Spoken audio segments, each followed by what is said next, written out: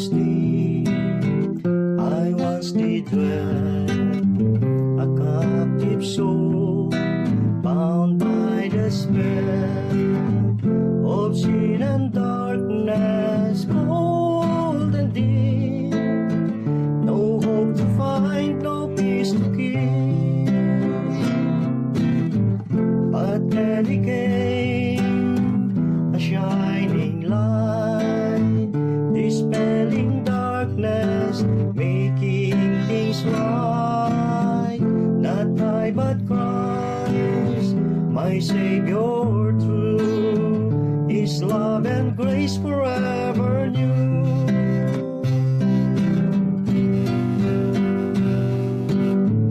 He carried burdens I could not bear, He bore my sins beyond compare, a sacrifice so pure and free, He set my soul eternally.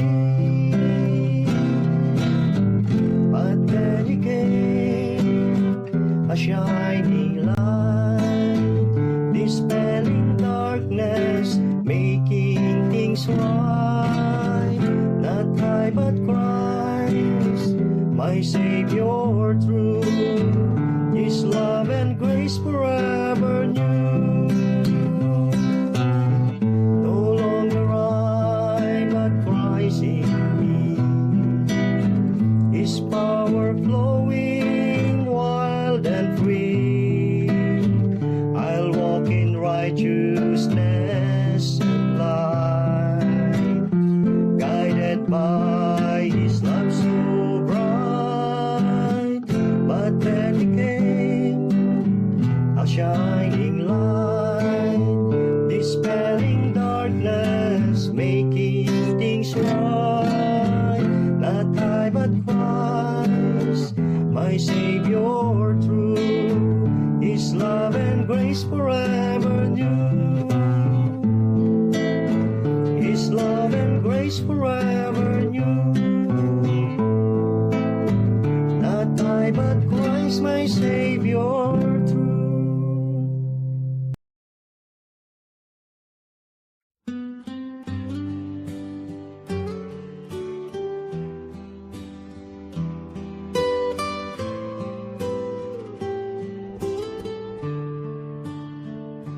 Open the Bible, hear God speak. Truth and life for those who seek. Every word a shining light, guiding us both day and night. It is God's will, clear and true. Search His word to know Jesus too. All the pages testify, Christ the way, the truth, the light.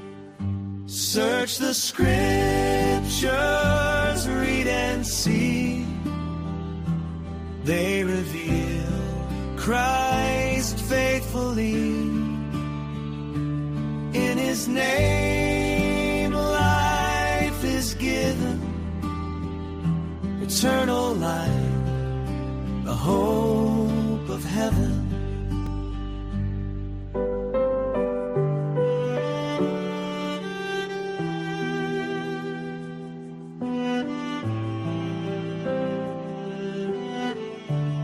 Ayan, magandang umaga po We sa are ating just mga kapatid pilgrims na lagi nating nakakasama dito sa ating pong morning devotion. Good morning kay Sister This Virgie world is Adriano. not our final view. At ganun din kay Brother Carlito Ventura. Magandang umaga po. Sister Nida, good morning. Jesus walking by our At kay side. Brother Leo de los Reyes, good morning. Search the scriptures, come and see. Jennifer Isla diyan They sa lead upper us to stage. Magandang umaga po. eternity. Ganun din kay Sir Edith. Magandang umaga po. Maging kay Pastor Boyd yan sa Panil Laguna. At kay Sister Gloria at Brother Allison Castillo diyan sa Pia Kalamba. Magandang umaga po. Mga kapatiran natin diyan sa Kalamba. Pauline, good morning. Nanay Lomeng, Apanador, magandang umaga po.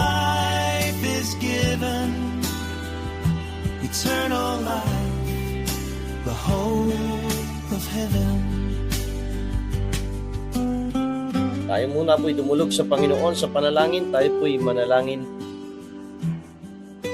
Panginoon, kami po'y nagpapasalamat sa umagang ito sa pagkakataon na ibinigay niyo sa amin upang ang inyong salita ay aming pong pagbulayan.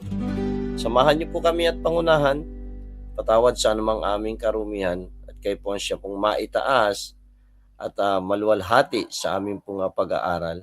Sa pangalan ng Panginoong Hesus, ito pang aming samot dalangin. Amen.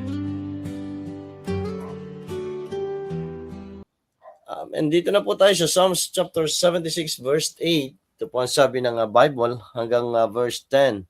Thou didst cause judgment to be heard from heaven. The earth feared and was still. When God arose to judgment to save all the meek of the earth, Selah. Surely the wrath of man shall praise thee.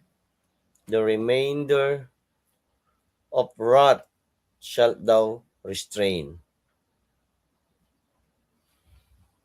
Ang Diyos po ang magpala sa kanyang mga salita na atin pong nabasa. Kung babalikan po natin yung mga nauna nating na pag-aralan dito sa chapter na ito, o dun sa nung Monday, nakita natin yung tinuro dito, pinakita sa atin na God, our God, ang ating pong Diyos ay siya po yung defender, God the defender. At kahapon ay God the declarer o the rebuker. Apo, siyang sumasaway, nagre-rebuke. At dito po sa verse 8 and hanggang verse 10, dito pinakita kasi kung paano ang Diyos ay inililigtas niya. God delivers the humble. Diba? Siyang nagliligtas dito sa mga mapagpakumbaba. God delivers the humble by making the wrath of men praise Him. Ito pong ginagawa ng Panginoon. Ibig sabihin dito, pinapakita naman na God the deliverer. God the deliverer. Ang sabi dito ng Bible, thou didst cause judgment to be heard from heaven, the earth feared and was still. Well, the sound of judgment, number one, the sound of judgment quiets the earth. Ito pong itong sound ng paghatol ng Diyos ang nagpapatahimik dito sa sanlibutan o sa daigdig. At alam naman natin na sa pagbalik ng Panginoon, hindi lamang tayo kukunin, hindi lamang i-rapture, kukunin yung mga anak ng Diyos, kundi hahatulan din. Hahatulan tayo at hahatulan din ang sanlibutan. Alam po yung ingay na meron ang mundo, patatahimikin ito pag naghatol na, nagbigay na ng hatol ang Diyos. At alam naman natin din na walang exempted dito sa hatol ng Panginoon. O, lahat tayo.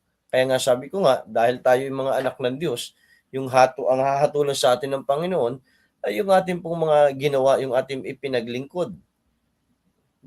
Kaya nga po ang sabi ng Bible, sabi ni Apostle Paul, ay depende sa ating ipinaglingkod yung hatol sa atin.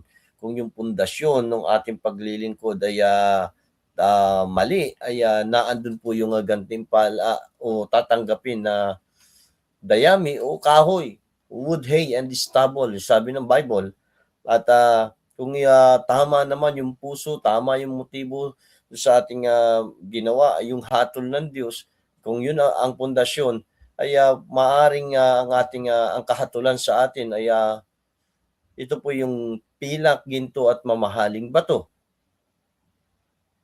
Ito yung magiging hatol ng Diyos. Kaya depende sa ating pong puso, paano natin na ginawa yung ating pong paglilingkod sa Panginoon.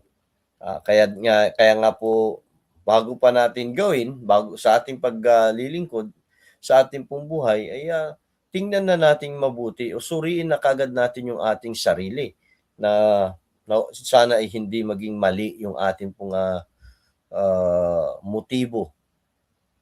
Bakit natin ginagawa? Sana yung ating puso ay tama at matuwid. Bakit tayo naglilingkod? Hindi lamang para ipakita na tayo ay matapat, dahil ang maghahatol po sa ating paggawa, hindi naman yung ating kapwa, hindi yung mga manggagawa ng Diyos, hindi yung mga lingkod ng Diyos, kundi ang Diyos mismo. Kaya kung ang Diyos ang hahatol sa atin, di pagbutihin na natin. Gawin na natin na tama yung ating pong puso, yung ating motibo, at ibigay na natin yung ating pinakamahusay na paggawa dahil ang Diyos ang hahatol. Ngayon, sa ating paglilingkod, sa ating mga ginagawa, sa ating pong buhay, gawin na natin ito para sa kapurihan ng ating Panginoon. Ito madalas kong sinasabi, ang ating audience, ang Diyos, hindi yung ating kapwa, hindi yung ating leader, hindi ang sino man, hindi yung ating mga magulang, kamag-anak, kaibigan, hindi sila ang ating audience, ang audience ng ating buhay. Ang audience natin, isipin na natin at sa puso natin ay ang ating Panginoon. Kaya ang kailangan nating ma-please, hindi sila, kundi ang ating Diyos. Marami ang nagiging men-pleaser. Pinaguhusay para maipakita yung kanilang kagalingan. Ginagandahan, pinagbubuti yung paglilingkod para ma-please ang tao. Alam po, kapag ganun, ano yung magiging hatol, ano yung magiging gantimpala natin sa harapan ng Diyos? Diba? Ano yung magiging gantimpala natin? Kaya nga po kung maalala nyo si Noah, ang haba ng panahon ng kanyang ginugol para gawin yung ipinagagawa ng Panginoon. Ang pinagagawa sa kanya ay arko na pagsasakyan ng mga tao, sana na mananampalataya, maging ng mga hayop. Pero ano po, habang ginagawa ni Noah, kanyang ipinangangaral na, ibinibigay na niya yung warning ng Panginoon, sinasabi na niya na yung warning ng Panginoon, pero hindi sila naniwala.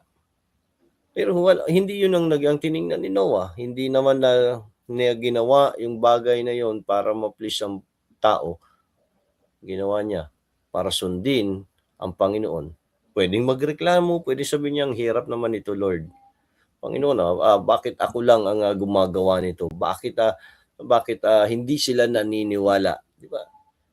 Pero ginawa niya at sinunod niya, nagpasakop siya, yung bawat detalye ng wisdom ng Panginoon, yung bawat detalye na ibinigay para gawin yung ark, ay sinunod ni Noah, ginawa niya to please God, not to please man. Kaya kung ating pong titingnan, kahit sa ating pong mga buhay, paglilingkod, buhay pananampalataya, yung buhay natin ay to please God, not to please man. Kaya nga sinabi ko nga, yung testimony natin ay hindi naman talaga ating testimony. Sinasabi natin, ingatan natin yung ating patutuo. Alam niyo po, kahit anong ingat natin sa ating patutuo sa harapan ng tao, ay marami silang masasabi. Kaya ang ating dapat pong pinagbubuti yung ating testimony ay sa harapan ng Diyos. Bagamat alam na ng Diyos at kilala tayo ng Panginoon, pero ito po yung ginawa ni Noah. Kung maalala niyo po yung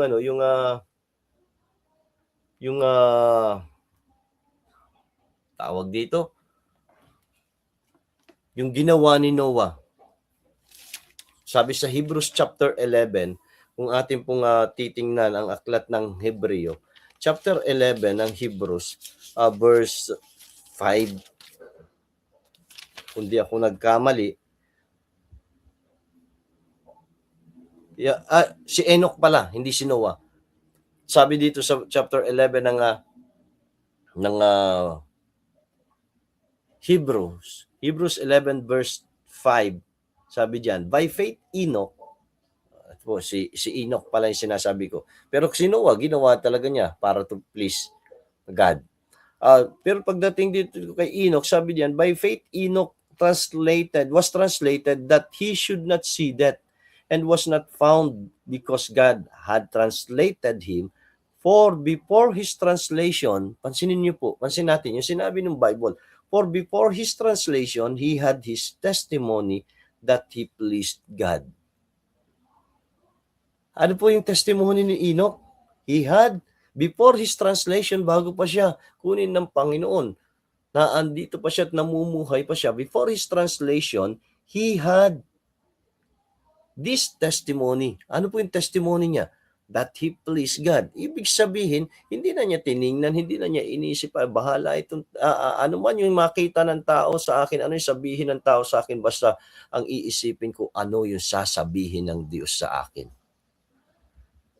Di ba? Enoch walked with God. Ang sabi ng Bible sa Genesis, di ba?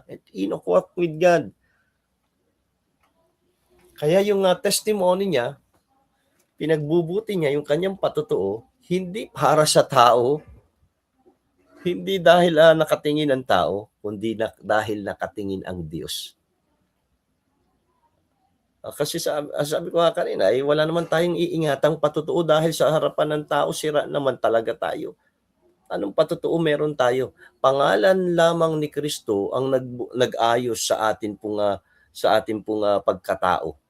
Kaya kapag tiningnan tayo ng Diyos, si Kristo naman ang nakikita at hindi tayo. Kasi kung tayo ang makikita, hindi naman tayo kalulugdan ng Panginoon. Dahil lamang kay Kristo. Ngayon, yung ating patutuo na pinagbubuti, iniingatan, hindi na natin iniingatan sa harapan ng mga tao. Wala namang pakialam ang tao dun. Kaya nga sabi ko nga kanina, kahit gaano karami yung nagawan mong kabutihan, meron ka lang nagawang isang kamalian, maliit na kamalian, lahat ng ginawa mong mabuti, giba sa paningin ng tao.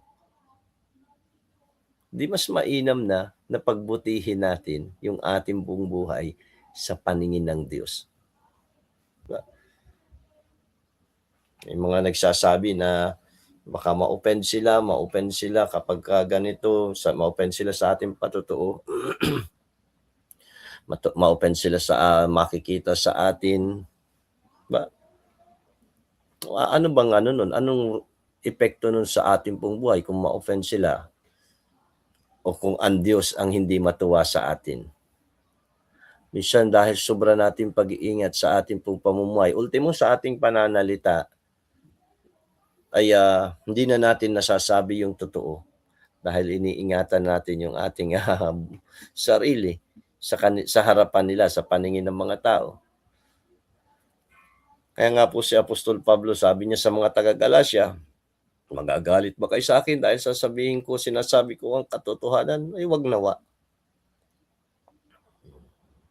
Kaya may paghatol ang Diyos. Sabi niya, thou didst cause judgment to be heard from heaven. The earth feared and was still. Judgment comes from heaven. Yung paghuhukom, paghatol, kahatulan, manggagaling sa kalangitan. Hindi manggagaling sa ating kapwa. Kaya ano man sabihin nila, ay wag na natin masyadong dibdibin. Ano ba sasabihin nito? Basta tiyakin natin na maayos yung ating buhay sa harapan ng Diyos. Ano ba sasabihin ng Diyos? Maayos yung ating puso sa harapan ng Diyos. Ano ba sasabihin ng Panginoon? kapagka ito ang ginawa ko, kapagka ito ang sinabi ko, kapagka ganito ang aking pamumuhay, anong sasabihin ng Diyos? Anong hatol ng Diyos? Dahil ang kahatulan manggagaling sa kalangitan. Ang Diyos ang totoong hahatol sa atin. Maging sa ating mga pinaglilingkod, ginagawa sa ating paglilingkod, ang Diyos ang hahatol. Masarap na purihin tayo ng tao, di ba? Masaya, masarap pakinggan, pero mas masarap pakinggan kapag ka nanggaling sa Panginoon. Judgment comes from heaven. Ba? At ang sanlibutan ay mapapakinggan lang, makikinig lang sila. At sila'y tatahimik. Ang sabi doon sa verse 9. Sa verse 8, sabi niya, Thou didst cause judgment to be heard from heaven, the earth feared. Nandun yung pagkatakot ng daigdig, ng mundo, ng sanglibutan, ng mga tao, and was still. Nandun yung pagkatakot, tatahimik sila, at mapapakinggan lang, makikinig lang sila. Alam po, minsan tayo yung nagiging takot yung takot pa natin ay takot lang na dahil sa natatakot. Hindi dahil sa nirerespeto ang Diyos. Kaya alam po marami na pag tiningnan natin sa karamihan, maging sa ating sariling buhay o sa ating mga kapwa mananampalataya, parang hindi na makita yung fear of the Lord. Di ba? Wala na. Mapapansin po natin kahit sa social media, nagpapagalingan parang nagpapatalinuhan na lamang ng kaalaman sa salita ng Diyos, pero nasa yung tunay na pagkatakot sa Panginoon, yung respeto. Alam po, habang nagbabangayan sa ang mga tao, ang mga mangangaral, yung mga magagaling na mangangaral, habang nagpapagalingan sila sa pagpapaliwanag sa salita ng Diyos, nahahayag ba yung pagkatakot sa Panginoon o naihahayag lamang yung sarili nilang katalinuhan at kagalingan? Diba? Sabi ko nga, anong mapapala kung mapatunayan mong tama ang interpretasyon mo, tama yung paliwanag mo at mali sila? Ang mapapala natin ay yung papuri ng tao. Ang galing nito. Ang husay nito. Ang tanong, napapurihan ba ang Diyos? Di ba? Napapurihan ba ang Diyos? Nahayag ba yung pagkatakot sa Diyos? Hindi po Nawawala na yung humility at nagkakaroon na ng pagyayabang dahil sa tama yung aking pag-aaral. Diba? Kaya nga minsan pag nakakita minsan tayo ng isang tao na nakagawa ng pangit, nakagawa ng kamalian, minsan ganun din ang naiisip natin Alam mo itong tao ito, ganito, sama ng pala nito ganito palang buhay nito, ganito palang ugali nito, di ba? Minsan nakakapag-komento tayo, nasasabi natin, yun po ba yung pagkatakot sa Panginoon? Respeto natin sa Diyos. Diba? Parang habang minsan sinasabi natin yun, parang sinasabi natin sa sarili natin na ganito palang buhay nito, buti nila. Para pong naalala nyo yung dalawang taong nanalangin, yung Pariseo at Publikano, para tayong nagiging Pariseo. Alam po, lahat naman tayo ay marumi sa harapan ng Diyos, biyaya lamang niya. Hindi na natin kailangan pang sabihin na kagaya ng panalangin ng Pariseo na, Lord, ako po ganito, buti na lang hindi ako kagaya ng taong ito. Diba? Meron tayong kani-kaniyang mga kamalian, karumihan sa harapan ng Diyos. Kaya dapat doon lang lagi yung kapakumbabaan sa kanyang harapan. Bakit po? Mayroong paghatol. Ah, kung sila ay nahatulan dito sa sanlibutan, kung mayroong mga nahatulan na dito sa sanlibutan, mas mabigat yung paghatol ng Diyos. Diba? When God arose to judgment, sabi sa verse 9, to save all the meek of the earth.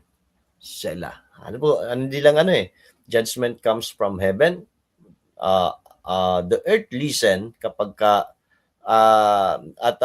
hindi lang siya makikinig, kundi dahil dun sa pagkatakot ay siya nanahimik. At sabi ng Bible, sabi sa verse 9, when God arose judgment, He saved all the meek of the earth. Ang sabi doon, He saved all the meek of the earth. Maging yung mga nagpapakumbaba, the humble here, mapapakinggan nila at sila ay po ililigtas ng Panginoon. Alin po, pag tiningnan natin itong bagay na ito, dalawa lang naman ang pinapakita lagi ng Bible na klase ng tao sa daigdig. Ang mananampalataya at hindi mananampalataya. Ba? Wicked and righteous. Ba, yun lang yan Yung mga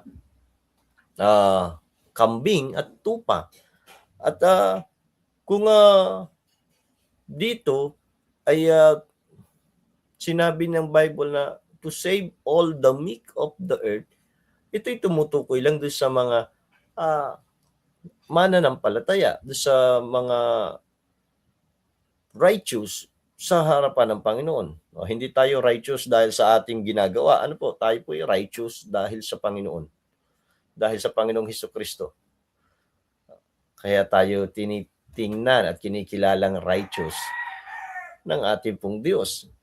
At sabi niya, kapag dating nung paghatol ng Diyos, ay ano daw po, ito'y darating upang iligtas itong mga humble. Yung meek nga dyan, hindi lang humble, maamo yung pagka-translate nila sa Tagalog. Pinapakita yung katangian ng tupa, maamo. Kaya sa mga mananampalataya, yung mga mananampalataya at ililigtas, ito po yung panahon ng dagit o yung rapture. Matindi na yung ingay na meron sa sanlibutan at alam po, pagdating ng Panginoon dun sa rapture, gagawin niya ito para para iligtas dito sa paparating na kapighatian ang mga matuwid, ang mga maamo, ang mga meek o humble. Ito po yung gawin ng Panginoon. Kaya po ang Diyos, hindi lamang tayo binigyan ng katiyakan ng kaligtasan, kundi pagdating din doon sa panahon na itinakda niya para magpadala ng kapighatian dito sa daigdig, ay tayo po'y aalisin niya. Ililigtas niya tayo doon sa paparating na kasakunaan. Ililigtas niya tayo doon. Kaya ito po, yung tunog ng paghatol ng Diyos, ito po yung magpapatahimik sa ingay sa sanlibutan. Kaya nga po laging nating naririnig, malapit na dumating ang Panginoon. Nakakita na natin, pahayag na sa atin yung mga signs ng kanyang muling pagbabalik. Diba? Nagkaroon na ng mga pestilence, earthquakes, sa iba't ibang mga dako. Meron ng mga taggutom. Ganon din yung mga bigmaan, wars and rumors of war. At naandyan na yung signs at ang isa na lang na hinihintay natin ay yung sound, the sound of trumpet. At sabi ng Bible, at the last trump. Diba? We shall all be changed in a moment, in a twinkling of an eye. Diba? Yung tayong mga believer ay bibigyan ng incorruptible body. Kukunin, ililigtas ng Diyos dito sa gagawin niyang paghatol sa sanlibutan. Diba? Alam ko may iba-ibang mga tawag dito, belief o katuruan pagdating dito sa last days. May iba-ibang stand yung mga mananampalataya ay hindi ko sinasabing tama yung aking paniniwala, yung aking stand na before nung tribulation ay kukunin yung mga anak ng Diyos. Yung iba kasi may sinasabi na after tribulation, pero alam po, iba man yung iyong belief pagdating dito, pero isang natitiyak ko, babalik ang Panginoon. Ba? Pero mas gusto ko na bumalik siya. Para sa akin, mas gusto ko ito, yung ganitong paniniwala o stand na babalik siya at kukunin ang mga anak ng Diyos before yung tribulation. Kung ang belief ng iba ay sa kalagitnaan ng tribulation, ay sa kanila na yon. Kung paniniwala nila ay pagkatapos pa ng tribulation, di sa kanila yon. Pero mas mapapatunayan naman natin yan kung alin ang tama pagdating ng Panginoon. Hindi na natin kailangan makipagtalo ng mali yan kasi may ganito sinasabi ng talata na ang Diyos ang makapagsasabi kung alin ang tama at mali pagbalik niya. Pero ang isang tiyak, kukunin niya yung mga meek to save all the meek. Verse 10, surely the wrath of man shall praise thee, the remainder of wrath shall thou restrain. Ano po ito? At dito, yung puot ng tao ay magagamit pa para purihin ng Diyos. Dahil do sa puot na yan ng tao, sabi ng Bible, surely the wrath of man shall praise thee. Naandun na yung galit na meron sa puso ng tao pero magpupuri pa rin sila sa Diyos. Magpupuri pa rin sila sa Diyos. Kaya po, sa atin mga anak ng Diyos, walang dahilan para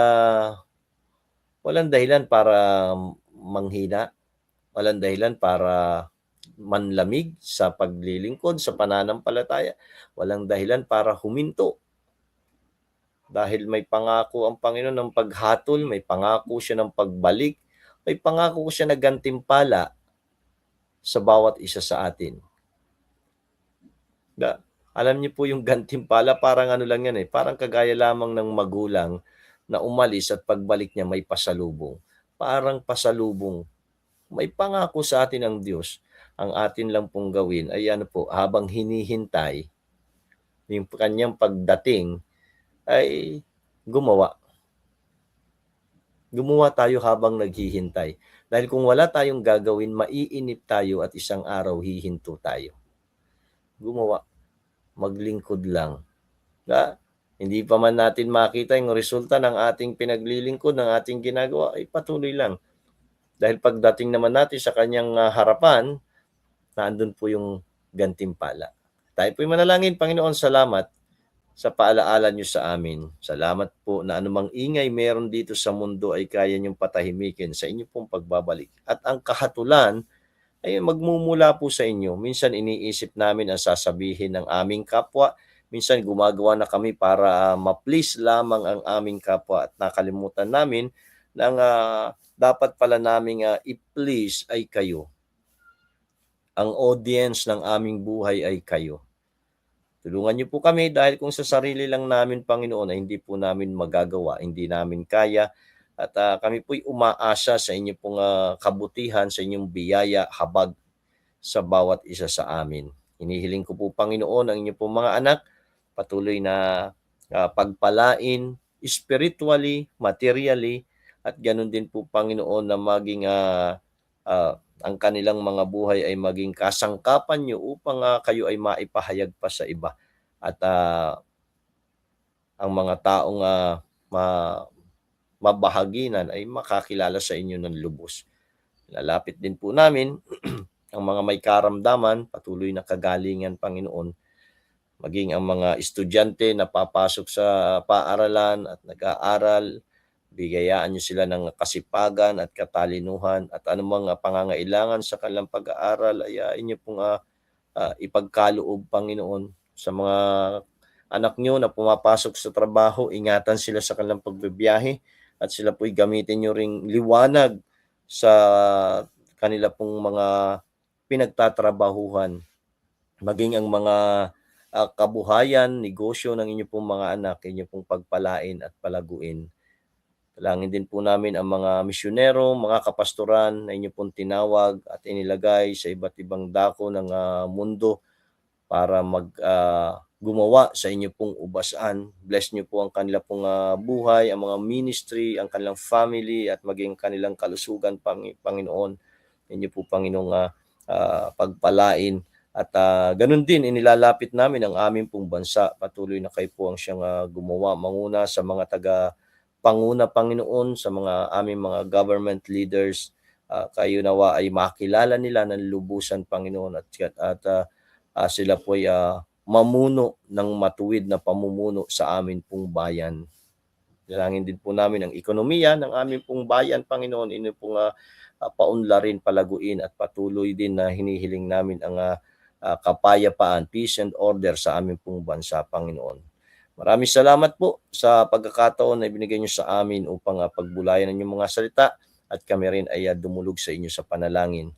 Patawad sa aming pong mga karumihan, at pinagkakatiwala namin sa inyong buong maghapong ito. Pangunahan niyo po kami, at nawa kami makahakbang, makakilos ng naaayon sa inyo pong kalooban. Maraming salamat po sa pangalan ng Panginoong Hesus. Ito po ang aming samat dalangin. Amen. Amen. Magandang umaga po, at palain kayo ng Panginoon. Maraming salamat sa mga nakinig, nood dito sa ating pong morning devotion. Good morning kay Mamo. Magandang umaga po. Ganun din kay Pastor June Tan. Maraming salamat po. At kay Sister Edna Bruce. Good morning. Ganun din kay Brother Roger Hermosa. Magandang umaga po. Kay Preacher Ed Boy Kill, good morning. Mr. Miriam Panyel, magandang umaga. At ganun din kay Maria Lourdes Ventura diyan sa Kalamba, good morning po. Kay Pastor Edgar Alan Pasco diyan sa Mapitaco, Laguna, at sa mga kapatiran diyan, good morning. At sa iba pa nating mga kapatid na nakikinig, nanood, na nakikinig dito sa ating pong morning devotion, maraming salamat po, at pagpalain kayo ng ating Panginoon. Tapos po ay pagpatuloy natin ito mga chapter 76 ng Psalms, at atin na pong pagkaralan na mga uling talata sa verse 11 and verse 12. Nakita po ulit tayo bukas sa pag-aaral, pagbubulay-bulay na salita ng Diyos. Palain kayo ng ating eternal life, the hope of heaven.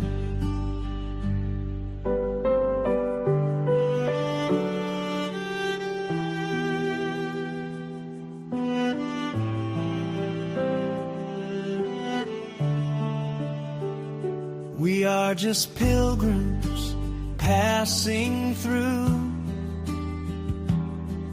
This world is not our final view.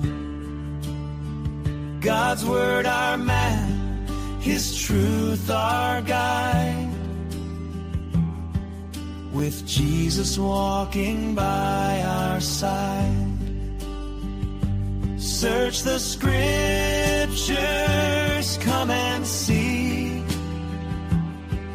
They lead us to eternity.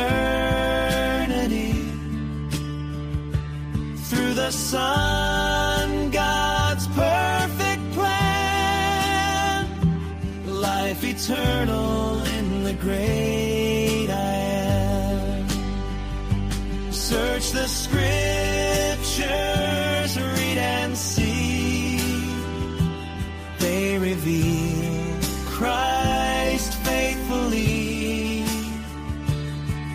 His name life is given, eternal life, the hope of heaven.